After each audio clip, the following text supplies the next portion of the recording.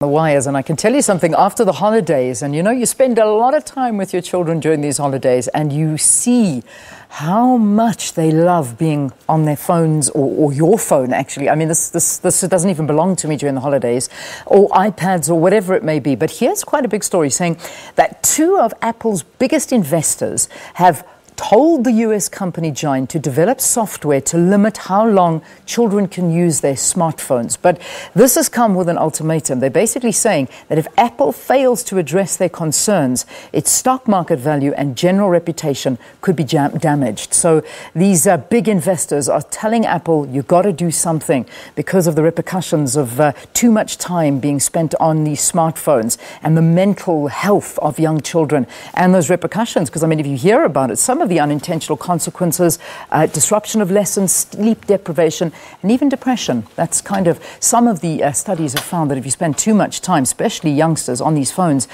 depression is one of the side effects. So Apple being threatened by two of its biggest investors to come up with software to limit this time. Very, very interesting. Let's see what happens there. Well, while we're talking about education, let's focus on South Africa now. At a press briefing last week, Higher Education Minister Hlengiwe Mkhize said that South Africa's free higher education plan will not be implemented immediately. So let's cross over now to the University of Fort Hare East London campus in the Eastern Cape. Our reporter Unathi Binqose is there, and he is joined with the Higher Education Minister. Unathi, a very, very good morning to you. Thank you very much, Leanne, and a very good morning to you and the viewers of SABC News. Indeed, we are coming to you live from the University of Fort Hare in Alice. Long queues, we haven't seen them yet. In fact, we can't describe them as such just yet. Of course, we've seen a few prospective students and, of course, students who are currently registered at this institution coming in. But as the day progresses and as the days progresses, we do expect that those queues will build up and most probably be bigger than usual following that announcement by President Jacob Zuma very, very late in December that free higher education will be available, particularly to those who come from households that are earning less than 350,000 rands per annum. And of course, we do expect that many will also flock into this institution. It was an announcement that resulted into mixed emotions, with some jumping for joy that finally their calls for free higher education have been answered, while it left others scratching their heads on where they will get the money from. But at the moment, we do have a pleasure of being joined by the Minister of Higher Education, Ms. Hlengiwe Mkhize. Ma'am, a very good morning to you and a warm welcome to this broadcast. I'm sure you wouldn't have asked for a busier start to your year as the Higher Education Minister. Yeah, thank you very much for having me. Good morning to the listeners. Good morning to Leanne. I think from last year, when the President announced changes in our policies, I must say we got very busy and we didn't have much time. So I suppose this year is fitting in with really the spirit of having to interpret the announcement, having to have conversations amongst ourselves with the stakeholders, and also monitoring now from this week as to the implications realistically on our campuses. A lot of institutions are expecting that it will be a scrum, and they will be scrambling to accommodate all the students that are flocking in, and we are told that in some institutions that is already the case. I understand you were at Midlands yesterday. What are you getting so far? Well, at Midlands it was quiet. It's a TVET college. It's small. It's out in Grahamstown. But students were a little bit nervous. They've come to get their marks because they hadn't sent them to them. So the anticipation from the campus manager there was that they will have more or less the same number as they've been communicating with students. So it's a completely different environment. But here I thought it's important to just come face to face with students and talk a little bit about their experiences, because it's important for us as we interpret the announcement by the President to see what are implications, where do they come from. When we say will extend the subsidy to cover accommodation, transport in an area like this. Where do they come from? What are cost implications? So it's a very, very important time to support also the campus managers during this time of the year. But is it affordable? Because listening to them, they don't want to hear anything other than them getting free higher education. Yeah, it's true. You know, any young person do not want to be burdened with any responsibility besides studying.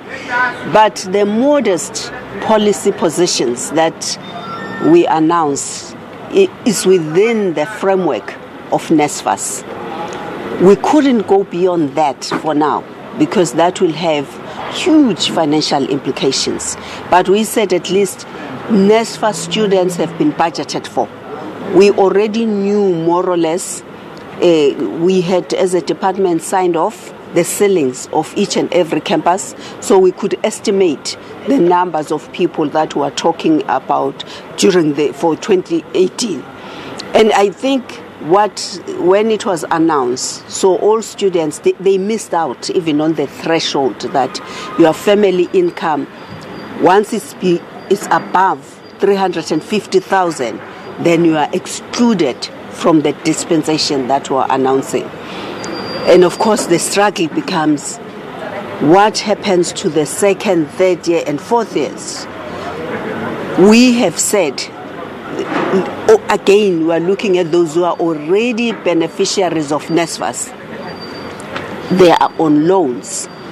To come up with a seamless policy position, those loans must be converted into grants, because if we don't do that, somebody else might still not register this year because they are owing, they cannot afford to pay the registration fee, and again it doesn't help in terms of what we're trying to do to make sure that within the system there are no blockages which make people not finish their degree within a stipulated period of time. Right, just before I let you go, with the monthly grade constantly going up, which is a good thing, of course, I'm sure it further exacerbates your problems. Given the calls that have been made that students must walk in and register. And of course, speaking to the Youth League yesterday, they were not outrightly against those walk-ins. How are you to accommodate all these students that are expected to flock into institutions of higher learning, given the limited numbers that there is in higher education? Yeah, I think what we are saying is what I've been saying, that this announcement is forcing us to confront the question of growth within the post-school education and training set. The problem is that we've not been focusing on TVET colleges, and yet in most countries like Germany, Switzerland, you don't go to a TVET college because you cannot get space in a university. You go there because the TVET college is likely to offer you what you are looking for. If you want to be in manufacturing, IT, you go there. And because of time constraints, let's leave it there. We need to take a quick commercial break, and after that we'll be back here at Fort University speaking to some of the beneficiaries of NSFAS who will be speaking to us about some of the challenges that they are facing with NSFAS and how they expect things to go forward, given that free higher education has been announced. With that, let's link to an ad break and we'll be back.